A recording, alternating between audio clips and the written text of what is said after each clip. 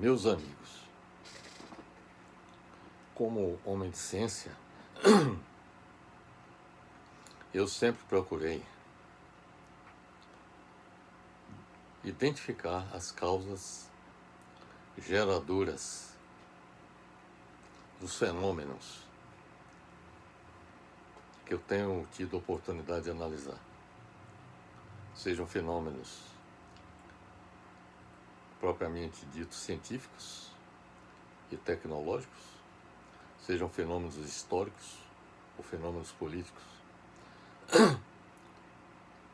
e acrescento fenômenos sociais e também ambientais. Então, todos os trabalhos que nós temos desenvolvido nessas diversas áreas, seja abordando questões de natureza política, econômica, social, ambiental, científica e tecnológica, nós procuramos fazer duas coisas. Primeiro, saber por que aquele fenômeno aconteceu, as causas do fenômeno. Segundo, analisar o contexto histórico que determinou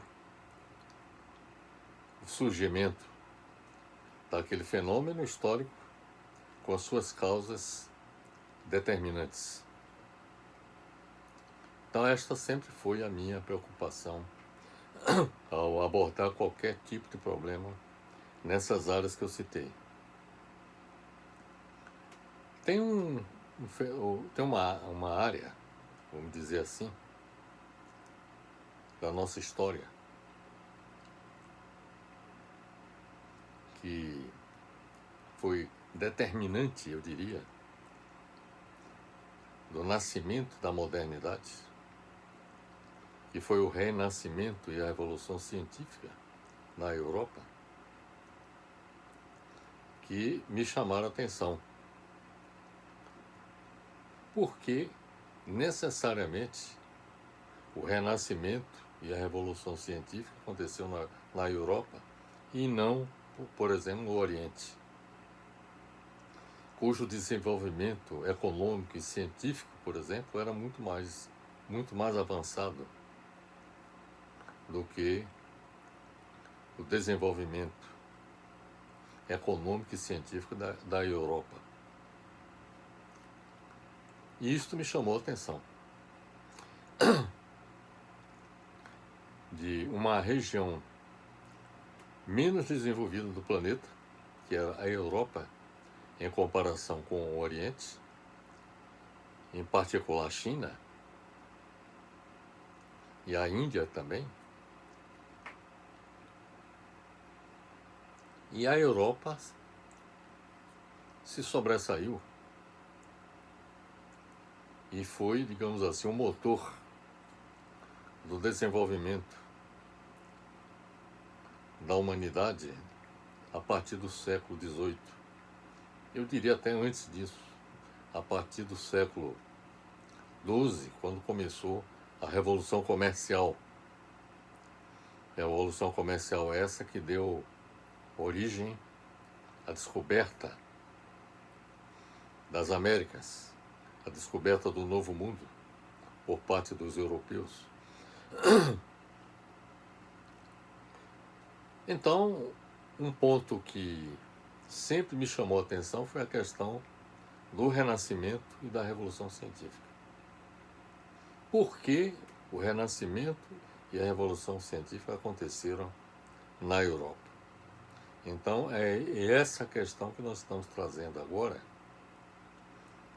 e abordando o seguinte tema: a verdade sobre a gênese do Renascimento e da Revolução Científica na Europa. Nosso objetivo com esta apresentação é de apresentar a verdade sobre a gênese do Renascimento e da Revolução Científica na Europa, que contou com a fundamental contribuição árabe, em especial dos muçulmanos, para que ocorressem esses dois acontecimentos na Europa na Idade Média. E, além disso, demonstrar a apropriação indébita pela Europa do acervo cultural e científico introduzido pelos árabes na Europa, e o não reconhecimento da contribuição de chineses, indianos, gregos e muçulmanos, sem a qual não ocorreria o Renascimento e a Revolução Científica. Esta foi a conclusão que eu cheguei a partir da pesquisa de várias fontes, várias publicações abordando o que aconteceu na Europa e no Oriente Médio e no Oriente de modo geral. E essa pesquisa que eu fiz me permitiu chegar a essa conclusão de que o Renascimento e a Revolução Científica contaram com a decisiva contribuição dos árabes e também de chineses, indianos, gregos, que, digamos assim, contribuíram decisivamente para esses dois importantes eventos da nossa história. Tem um livro de um autor chamado Jack Goody.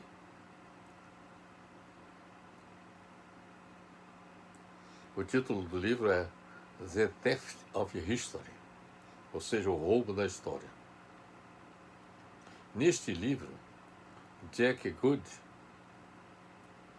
usa uma metáfora evocativa: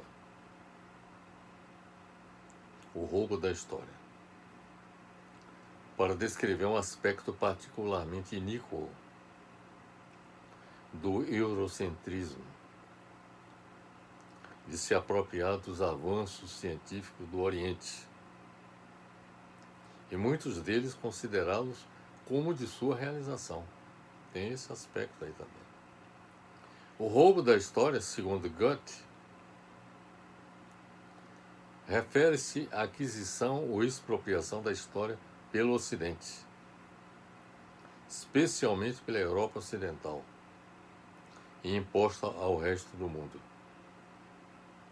O roubo da história ou o roubo pelo Ocidente das conquistas de outras culturas, segundo Gandhi, é refletido na visão amplamente difundida e falsa entre intelectuais e historiadores ocidentais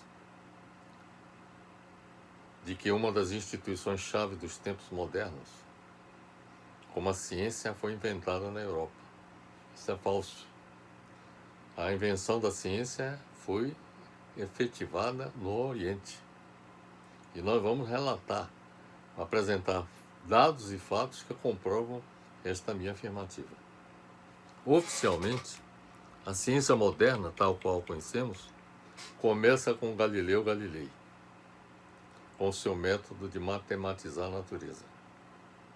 No entanto, hindus, árabes, chineses e gregos construíram os alicerces do grande edifício da ciência moderna.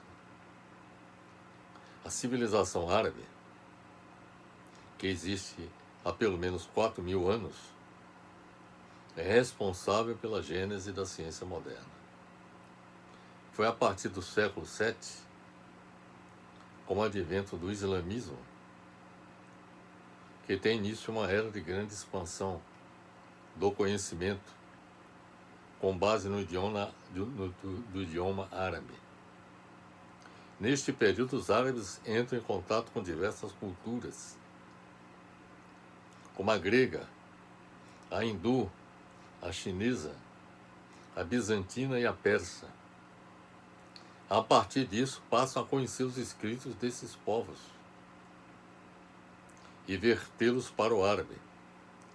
Eles adquiriram o conhecimento desses povos passaram para a língua árabe, aperfeiçoando-se na técnica de tradução e divulgação do conhecimento.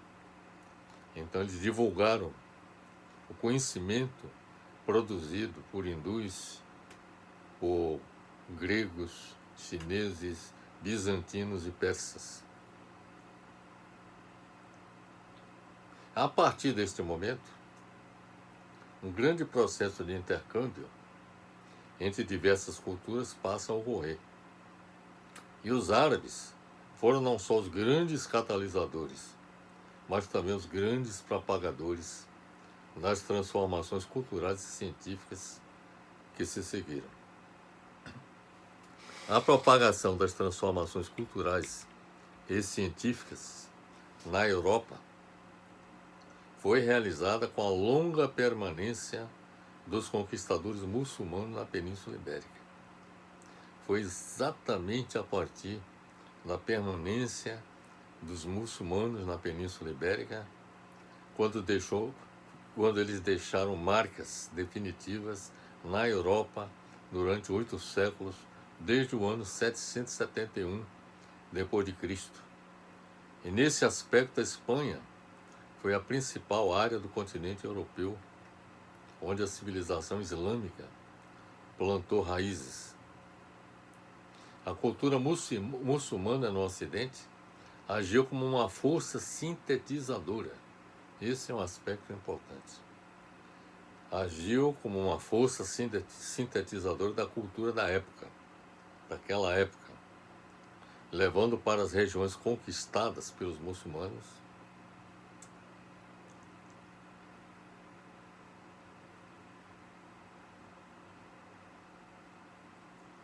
o que havia de mais importante em todos os centros da atividade humana. O que havia de mais significativo no conhecimento de chineses, indianos e gregos.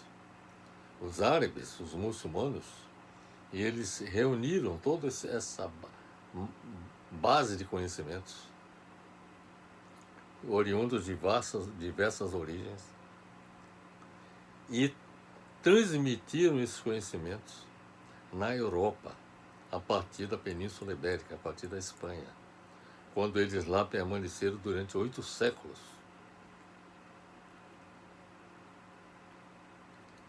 Traduziram as obras dos mais importantes autores da Antiguidade Clássica, que é o período da história cultural entre os séculos 8 a.C. e o século 5 depois de Cristo. Foi a partir dessa contribuição dos muçulmanos, traduzindo os clássicos gregos, que o pensamento de grandes pensadores como Sócrates, Platão, Aristóteles, Demócrito e vários outros na filosofia chegaram à Europa. Heródoto, na história, por exemplo, também foi difundido pela Europa. Anaximandro, na geografia. Hipócrates, na medicina. Ésquilo, Sófocles e Eurípides, no teatro. Apelles, na pintura. Fídias, na escultura. Arquimedes, na matemática. Aristarco, Erastótenes e Hipárquico, na astronomia. Esta foi a gênese do Renascimento e da Revolução Científica no Ocidente. Então nós somos devedores da contribuição árabe, muçulmana, ao Renascimento e à Revolução Científica. E eu diria até mais, à modernidade, porque a modernidade resultou desse processo. É sabido por todos que o Renascimento e a Revolução Científica foram 2 momentos marcantes da história da humanidade.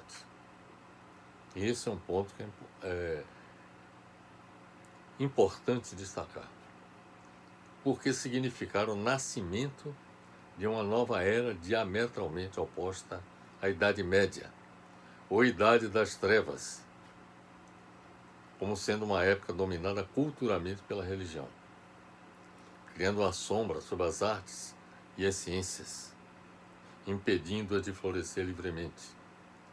Era isso que ocorria na Idade Média, na Idade das Trevas. Durante o Renascimento, os renascentistas se colocaram como herdeiros do pensamento e da ciência desenvolvida por gregos e romanos, fazendo renascer a cultura da antiguidade.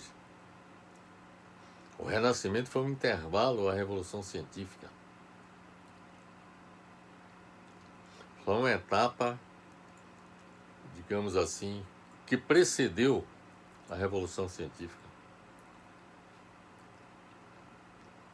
O Renascimento foi um movimento cultural, econômico e político surgido na Itália no século XIV e se estendeu até o século XVII por toda a Europa. O Renascimento deu início à Idade Moderna. A modernidade que nós estamos hoje vivenciando nasceu com o Renascimento. Foi o Renascimento que deu início à Idade Moderna, a modernidade, a era em que todos nós estamos vivendo. De modo geral, pode-se dizer que o Renascimento ocasionou uma imensa renovação nos mais variados campos do conhecimento e produziu artistas, pensadores e cientistas, cujos trabalhos influenciaram toda a produção intelectual dos séculos seguintes. Sob a influência dos ideais humanistas, o Renascimento floresceu na Europa Ocidental. O desenvolvimento renascentista não foi, entretanto, homogêneo em todas as regiões. Variou de um lugar para outro, mas seu maior esplendor aconteceu na Itália, em especial na cidade de Florença, Firenze, em italiano, mas também na região de Flandres e na Alemanha. De modo geral, eram localidades em que o comércio fez surgir uma burguesia rica que se dispôs a financiar a produção artística e intelectual da época. O Renascimento marcou um período único e inigualável na história da ciência, porque é considerado como um momento crítico, o ponto de virada na história europeia, com o nascimento da ciência moderna, o advento da modernidade, o florescimento da arte e da arquitetura moderna e o início do capitalismo. O capitalismo foi gerado exatamente neste momento, com o Renascimento. Com o Renascimento vieram correntes de pensamento que pregavam o uso do senso crítico mais aprofundado, assim como uma atenção maior às necessidades humanas. O senso de humanidade surgiu com o Renascimento. A ciência passou a ser mais aceita, ganhou espaço e removeu as influências místicas nos pensamentos na Idade Média. A matemática descreveu verdades e a física explicou os fenômenos da natureza, que antes eram considerados como fenômenos divinos pela Igreja Católica. E provou-se que a Terra não era o centro do universo, como a Igreja Católica insistia em afirmar, e que se movia em torno do Sol. A Terra se movia em torno do Sol. A observação por telescópio das manchas solares feitas por Galileu em torno do ano 1610 foi o que mais determinou a mudança de pensamento quanto ao movimento da Lua em torno da Terra, assim como dos planetas ao redor do Sol. A Revolução Científica do século XVII, que se prolongou até o século XVIII, foi um dos acontecimentos mais importantes da Idade Moderna. A Revolução Científica tornou o conhecimento mais estruturado e mais prático. Esse período marcou uma ruptura com as práticas da Idade Média, a Idade das Trevas, fase em que a Igreja Católica ditava o conhecimento de acordo com os preceitos religiosos. Nesta época, todos aqueles que pensavam diferente da Igreja Católica foram parar na fogueira da Inquisição. Mas o renascentismo e a Revolução Científica se impôs. E a Igreja Católica deixou de impor sua vontade a todos naquela época. A grande tradição científica árabe contribuiu para formar no Ocidente, durante a Idade Média, o novo cenário intelectual. Este é um ponto importante que eu, por exemplo, descobri das minhas pesquisas, que a grande tradição científica árabe contribuiu para formar no Ocidente, durante a Idade Média, um novo cenário intelectual, que tornou possível a formação de movimentos, como o Renascimento e a Revolução Científica. Alguns exemplos da contribuição científica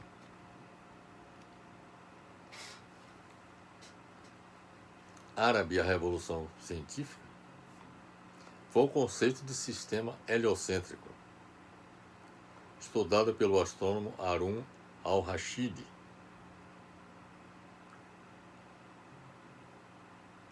De difração e dispersão da luz na ótica, com os estudos de Avicena, dos diferentes tipos sanguíneos do corpo humano, descoberto por Taqi ad-Din, de latitude e longitude com Averroes, um dos maiores representantes da geografia árabe, e a álgebra e o seu desenvolvimento, tendo Al-Khwarizmi como um dos maiores representantes da matemática árabe.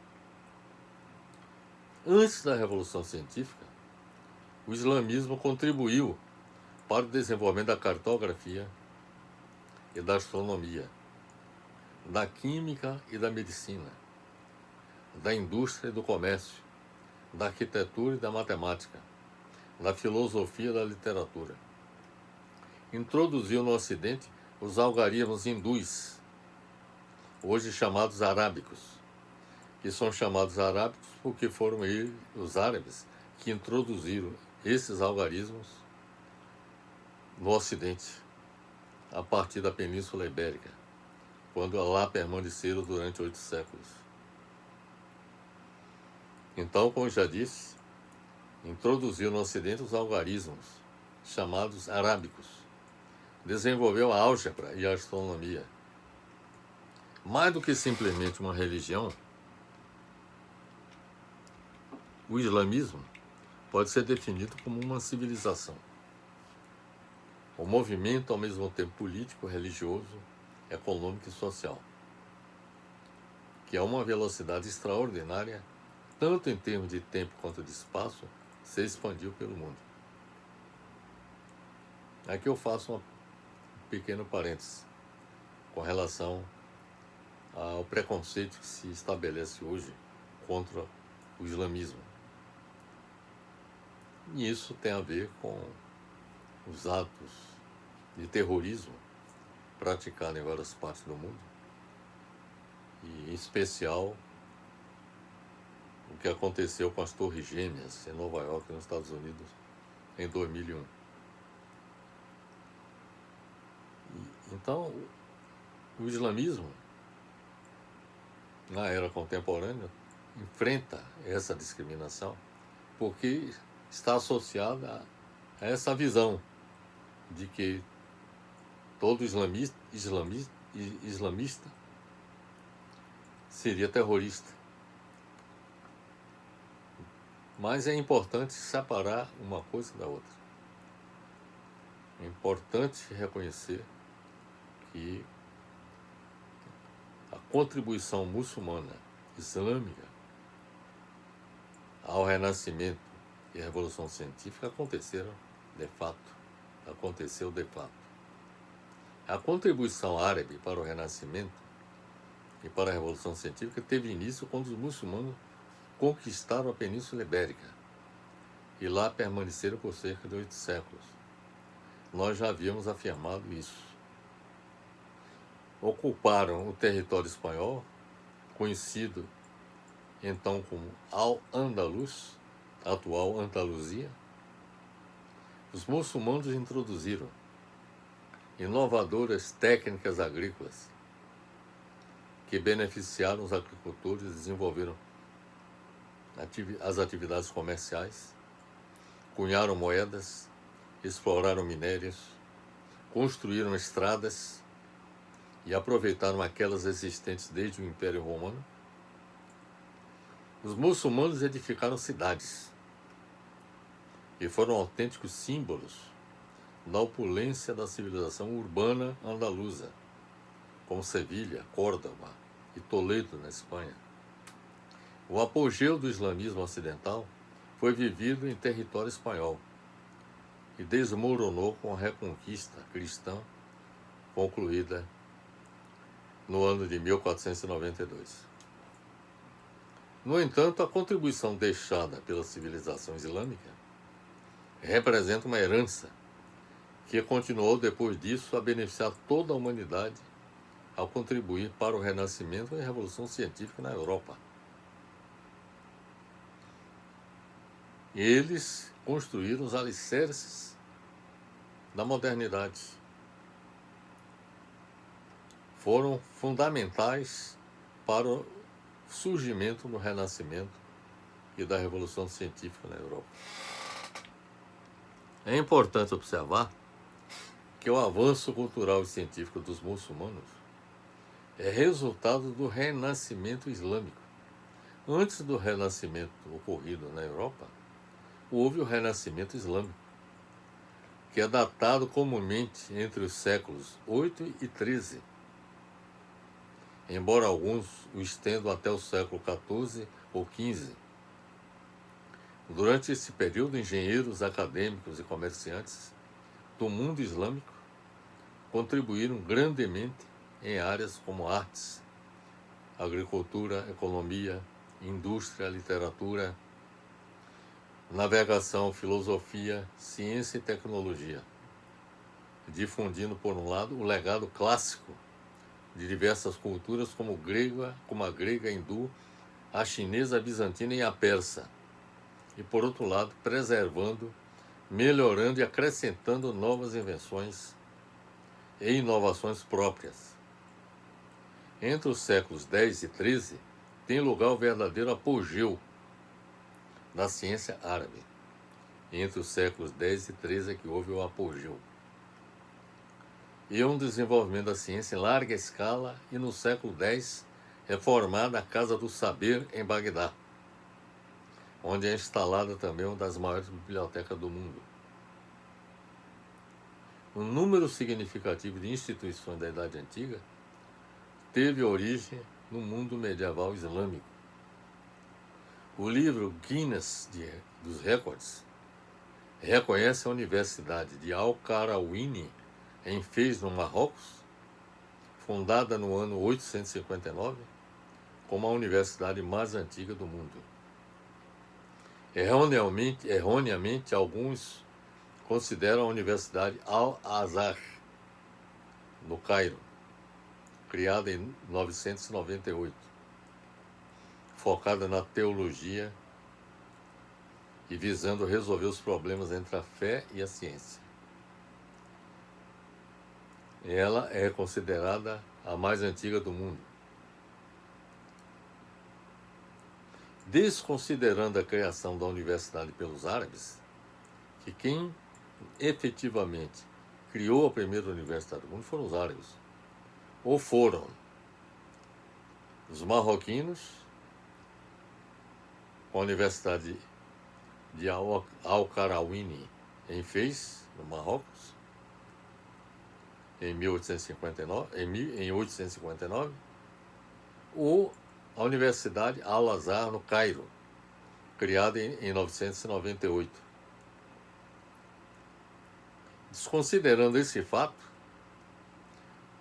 no Ocidente se afirma que a universidade teria surgido na Idade Média, na Europa, com a Universidade de Bolonha, na Itália, fundada em 1088. Isso daí se inscreve também no que Jack Grudge chama de o roubo da história.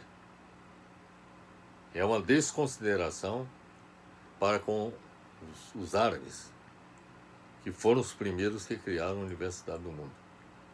Estou aqui para resgatar este fato histórico, a verdade sobre esse fato histórico. Os filósofos, poetas, artistas, cientistas, comerciantes e artesãos muçulmanos criaram uma cultura única que influenciou a sociedade da Europa e todos os continentes antes do Renascimento e da Revolução Científica. Foram traduzidos tratados árabes com contribuições especificamente islâmicas, como os textos do médico e filósofo árabe Avicena, cujo tratado de medicina, traduzido para o latim, tornou-se referência na medicina ocidental. O filósofo árabe Averroes comentou autores da antiguidade clássica, Platão e Aristóteles. Foi contribuição também ao digamos assim, ao conhecimento adquirido pelos europeus. O filósofo árabe Averroes comentou autores da antiguidade clássica e levou esse conhecimento para a Europa. Traduzidos para o latim, influenciaram subsequentes interpretações dos clássicos gregos no Ocidente. A civilização islâmica assimilou sistematicamente conhecimentos científicos de várias civilizações. Tal é o caso dos tratados do matemático de origem persa, Al-Khwarizmi, que introduziu o conceito de zero. O zero foi uma invenção muçulmana, islâmica. A invenção do zero e da notação decimal posicional dos algarismos indo-arábicos, em uso no Islã. Seus textos, vertidos para o latim, trouxeram ao Ocidente seu sistema numérico decimal posicional em uso até os nossos dias. Então, os números com os quais nós lidamos nos nossos dias é uma invenção árabe, dos islâmicos. A navegação árabe, ou melhor, a navegação ibérica, que descobriu a América, se beneficiou do uso do astrolábio, instrumento de origem conceitual grega e aprimorado tecnicamente pela civilização islâmica, que era utilizado para determinar a altitude dos corpos celestes e usado também para determinar a hora, cálculo da altura de construções, profundidade de poços e auxílio nas navegações. Ao longo dos séculos X e XIII, um ambiente de enorme estímulo intelectual prevaleceu e se ampliou na civilização árabe. E foi neste período que inúmeras descobertas ocorreram, entre as quais podemos destacar na área da matemática e da álgebra, com o desenvolvimento dos algarismos, do conceito de zero, como nós já afirmamos, e do sistema decimal, da prática do cálculo matemático, da álgebra, das equações trigonométricas e da aritmética. Tudo isso é invenção árabe. Dentre os grandes sábios destacam-se Al-Khwarizmi, de onde vem a palavra algarismo. A palavra algarismo é derivada de Al-Khwarizmi. Al-Khwarizmi. Daí derivou a palavra algarismo. Então, grandes sábios como Al-Khwarizmi, Ibn al-Haytham, Al-Biruni, entre outros tantos, no âmbito da matemática e da álgebra. No campo da astronomia, os a civilização árabe contribuiu com a recuperação de conhecimentos gregos antigos e desenvolvidas técnicas e instrumentos sofisticados de orientação, como astrolábios, conforme já falei, e observatórios, determinação do tempo e modelos planetários. A geografia, com o conhecimento da geografia humana e cartografia que os árabes desenvolveram. A arquitetura também, e artes decorativas, com o desenvolvimento de construções e elementos geométricos de grande sofisticação. A química, com os experimentos práticos que desenvolveram o sabão, é uma invenção árabe, o sabão. Elementos cósmicos, ou melhor, cosméticos, como a água de rosas, é uma invenção árabe, a partir de técnicas de destilação. E o vinagre também é uma invenção árabe, a partir de técnicas de fermentação. A medicina se desenvolveu devido a uma busca intensa pelo elixir da vida, do medicamento milagroso que poderia curar todos os males. A partir de uma herança rica vinda dos tratados de Hipócrates e Galeno, a medicina árabe inovou em diferentes aspectos e se transformou em uma medicina de alto nível, desenvolvida nos grandes centros da época. Foi nas grandes cidades que os árabes desenvolveram o conceito de hospital. A invenção do hospital é árabe, ou seja, um lugar onde se reuniam especialistas empenhados no tratamento de doentes, na prática e no ensino da medicina. O ensino da medicina também começou lá. Nestes locais também se desenvolveram as farmácias, onde se reuniam agentes terapêuticos diversos. Devido aos avanços na pesquisa química e na busca do elixir terapêutico, os árabes tornam-se responsáveis pela descrição de grandes farmacopeias, ou seja, a coleção de elementos detalhadamente descritos quanto ao seu aspecto, obtenção e uso terapêutico. Os avanços na química também permitiram não só o tratamento das doenças, mas também os preparados químicos na busca do equilíbrio e do bem-estar. Grandes desenvolvimentos na área médica foram possíveis nessa época, e muitas doenças como a varíola, a asma e a alergia foram descritas e tratadas pelos árabes. Grandes conhecimentos de anatomia e fisiologia foram adquiridos, entre os quais a anatomia e a fisiologia da mulher, do desenvolvimento fetal e da gravidez. Houve também o desenvolvimento de instrumentos cirúrgicos e de técnicas cirúrgicas sofisticadas para a época.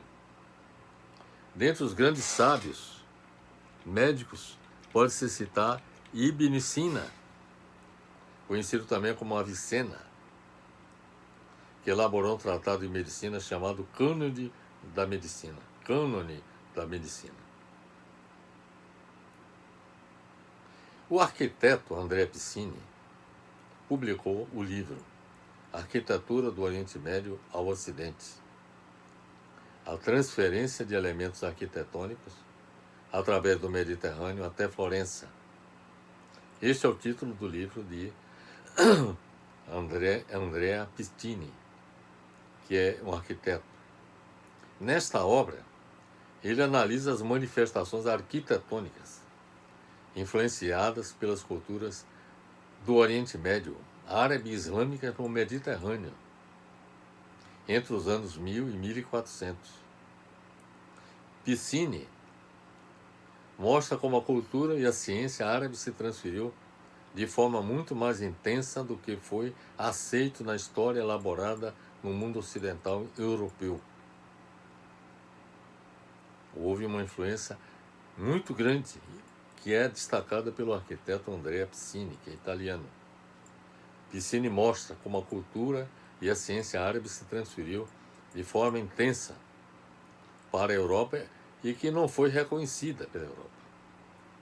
O arquiteto Andrea Piscini afirma, por exemplo, que o gótico e o bizantino, florentino, de Florença, nunca existiram. Segundo ele, nunca existiu o gótico e o bizantino florentino, porque a sua origem é árabe.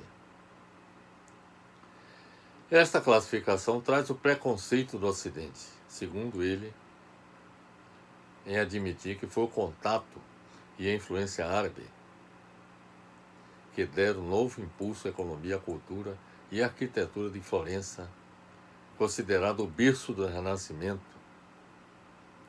Este contato ocorreu por meio do comércio da Europa com o Oriente Médio. Aí foi a contribuição da Revolução Comercial, que incrementou o comércio entre a Europa e o Oriente Médio, através da navegação pelo mar Mediterrâneo. Durante a Idade Média, em que a Europa passou por um profundo processo de retração econômica e cultural, os árabes desenvolveram intensamente todas as áreas do conhecimento: as artes, as ciências, a arquitetura, a engenharia, a área jurídica, a medicina. Os contatos comerciais entre os dois povos trouxeram influências culturais enormes e muitos costumes árabes foram adotados em Florença. Segundo Piscini, porque eles eram referência de modernidade e de sofisticação. Na Itália, o Ducado de Veneza manteve, na Idade Média, contato comercial constante com o Oriente, trazendo com isto traduções diretas do grego. E segundo Piscini, a Sicília, atravessando um período de prosperidade, possibilitou uma absorção de textos originalmente disponíveis em árabe, latim e grego pela cultura europeia medieval. Também a cidade de Toledo, na Espanha, foi por certo período local de convivência e de intercâmbio de três culturas: a árabe, a cristã e a hebraica, produzindo inúmeras traduções de textos. Piscini afirma que os contatos comerciais entre o Oriente Médio e a Europa trouxe influências culturais enormes e muitos costumes árabes foram adotados em Florença. Diversos costumes das cortes do Oriente Médio, como a utilização de garfos e facas nas refeições, é uma invenção árabe também, que a Europa absorveu, segundo Piscini. E também vestimentas, que eram adotadas pelos árabes, foram levadas também para a Europa. A engenharia e a arquitetura árabes criaram novas possibilidades, principalmente para as grandes construções. Trouxeram leveza e fantasia à arquitetura, com colunas, arcos, mosaicos e elementos decorativos em geral. Segundo Piscini, a Basílica de São Miniato al Monte, em Florença, apresenta uma série de semelhanças com a Mesquita de Damasco. Há textos e documentos que mostram muitos artesãos e artistas de Florença que eram árabes. As famílias ricas traziam mão de obra do Oriente Médio para trabalhar nas construções. Muitos árabes também migraram e se instalaram na região. Piscini afirma ainda que na Espanha, Sevilha e Granada, que sofreram a influência islâmica, já tinham as universidades mais desenvolvidas do mundo.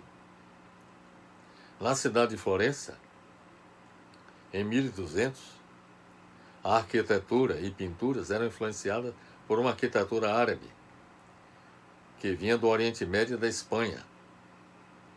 Tem quadros e pinturas que mostram as roupas e vestidos em que a influência era da cultura árabe, segundo Piscine.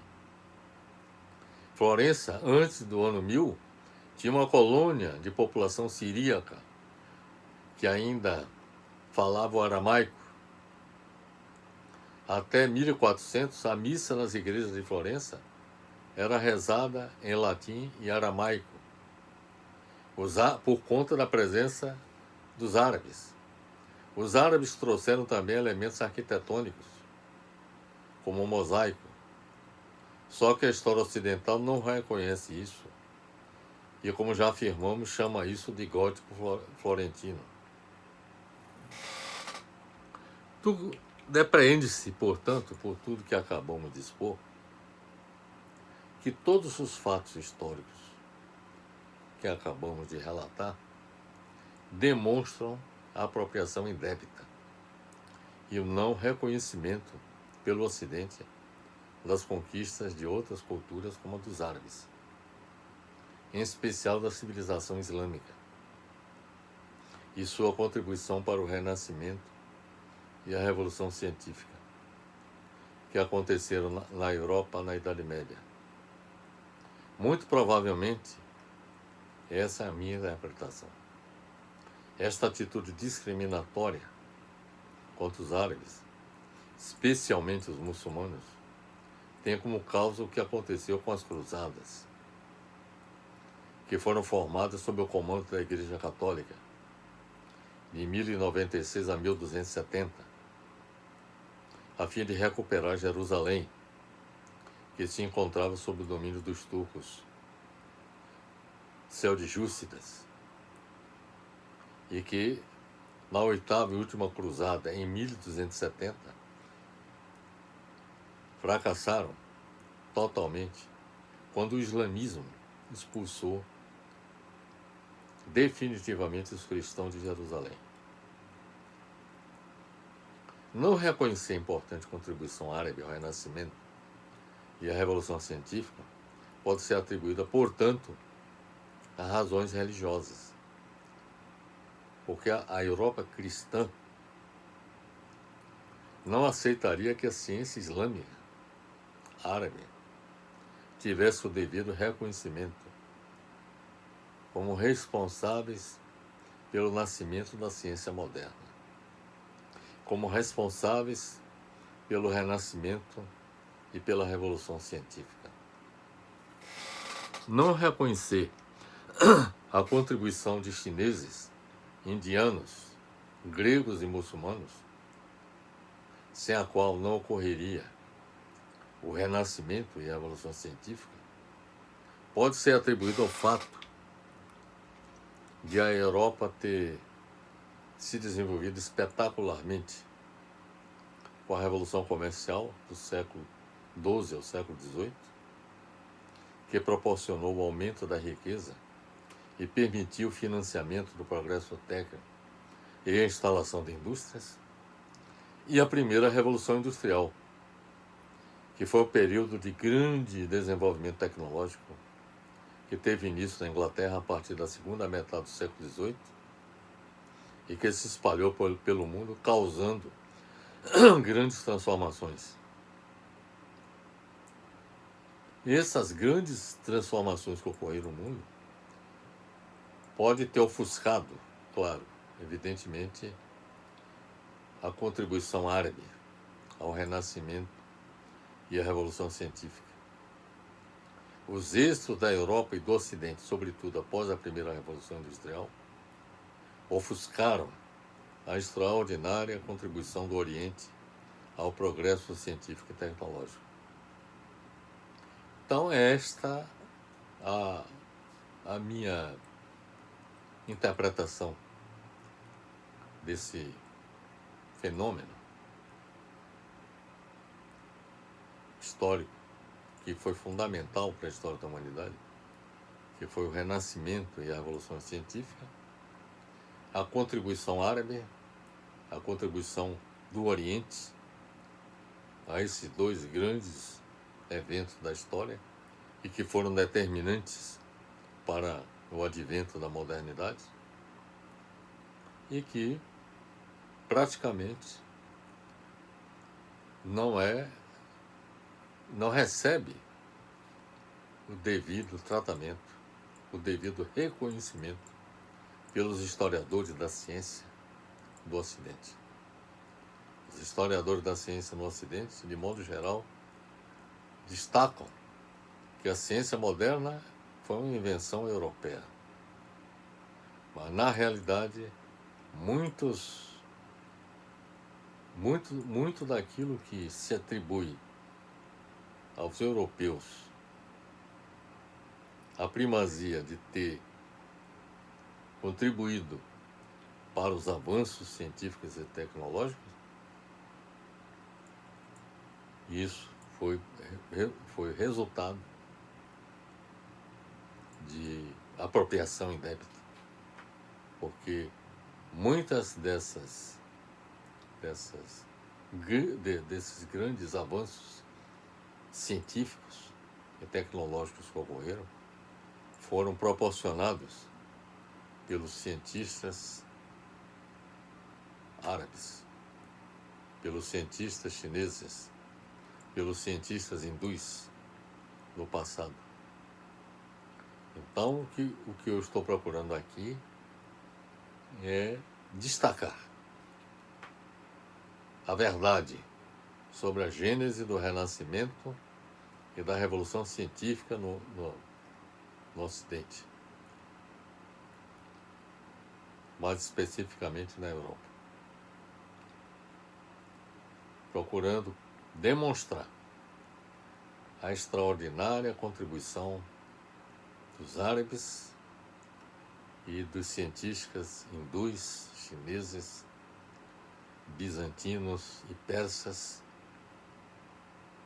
no avanço da ciência e na construção da ciência moderna. Então, com isto, eu faço aqui um resgate da história, trazendo a verdade na sua essência. E eu tenho a impressão que os argumentos que eu apresentei são irrefutáveis. E com isso, eu quero aqui prestar meu reconhecimento e minhas homenagens aos povos árabes e orientais por terem contribuído